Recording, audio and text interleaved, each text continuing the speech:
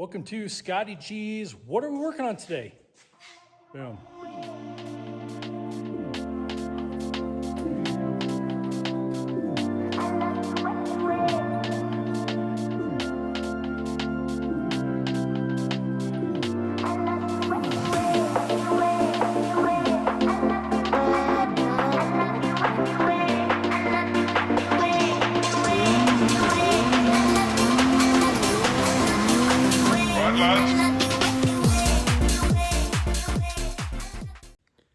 Today we're going to be installing a Backwoods Bumpers rear bumper for the 2024 Ski-Doo Gen5 Turbo.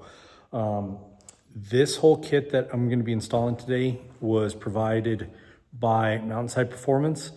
They're one of my sponsors, so I still had to pay for it, but I did get a little bit of a kickback on it.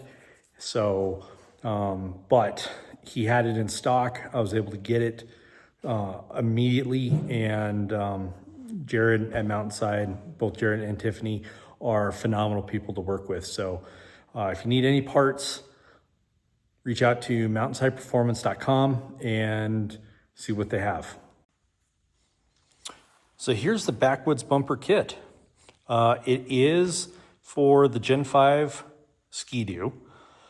The sled that I have is a 165, but the rails on this are for a 154. The actual tunnel on a 165 is a 154 tunnel, so this kit does fit. I went ahead and checked it out, made sure everything looks good, but Jared had the Spartan Red in stock, which is exactly what I wanted, and then the actual bumper itself is like a wrinkled black. You do need to rivet the bumper on to your tunnel. So the tools you're gonna need is a rivet gun. You're gonna need a T30 Torx in order to take off the original bumper. This is a 5/32 Allen head that I'm gonna use specifically on my ratchet for the bolts to be able to attach to everything. Now, you also need a 10mm for the nuts. If you notice that there are two different types of rivets. You have silver shaft rivets, and then there's some black ones in there. Now, the silver ones are for the standard holes all the way down and all the way up, the rail brace itself. The black ones, if you look,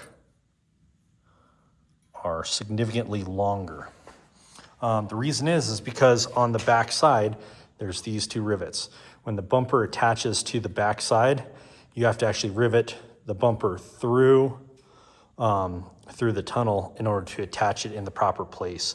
So what I'm gonna do is I'm gonna take off the rear bumper. There are multiple points in the rear bumper all along this whole side. We can take that whole thing off. I do have my GoPro mount that I'm gonna pull off, but we'll get that taken off and start mocking up for the new rear bumper.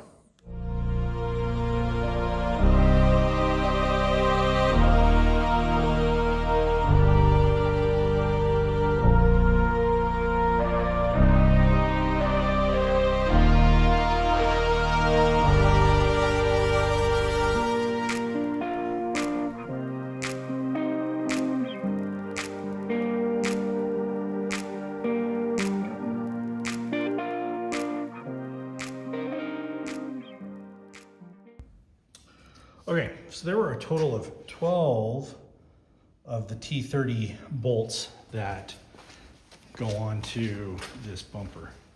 So now it's completely loose. You can just pull it right off, and that is it. So quite a bit different in just sheer size with what the Backwoods is. I mean, we're talking, you know, quite a bit larger, way more sturdy. So I guess the next thing is that we'll put the braces on and get them at least clamped into place and see where they need to kind of go. Okay, when you set this in here, it's pretty much solid throughout the whole thing. Now, I guess I didn't realize what I was talking about, so I'll just walk you through it. You see how there's these two holes here? These two holes right there and there line up perfectly with the bumper itself. So there's a rivet right here that goes right in through this little hole. So you put it all together and then make sure it looks good along the actual tunnel itself, and then you'll clamp it into place and start drilling some holes, and then you will be able to tie it all together. So there are actually two different nut sizes in the pack that I received. One that's a 10mm and one that is actually 7/16. So the 10mm has a finer thread. It does not work in this application. So you're gonna run with 7/16 nuts on this, and they should just be able to go run on it. So I do have it mocked up now. I'm gonna tighten the bolts down and then clamp the sides, find out what size drill bit I'm gonna need, and I'm just gonna start working my way down each side.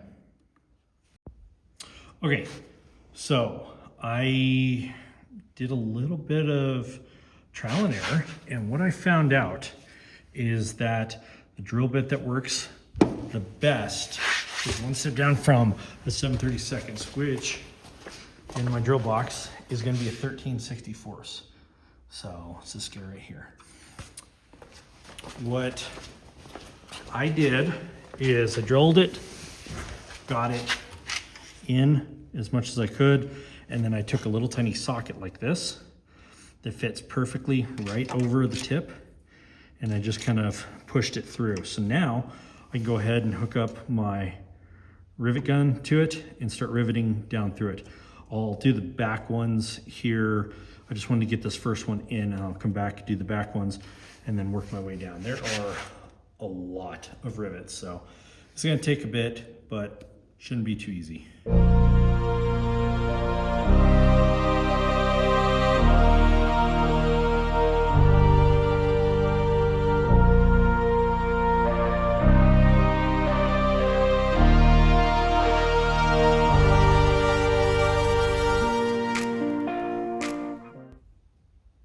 All right, one side is completed.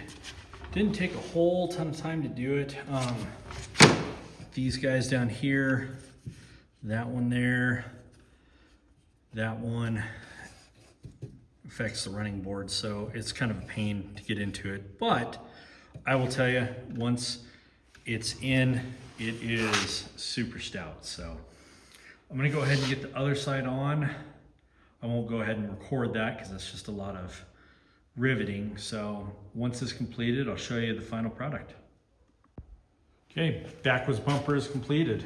So have all the rivets in it. I think it looks absolutely amazing with the red, especially with the color scheme of the sled, and then the black wrinkle at the back. So this took probably, all said and done, maybe an hour and a half at the absolute most to get the bumper on. It's a lot more stout, definitely braces the tunnel.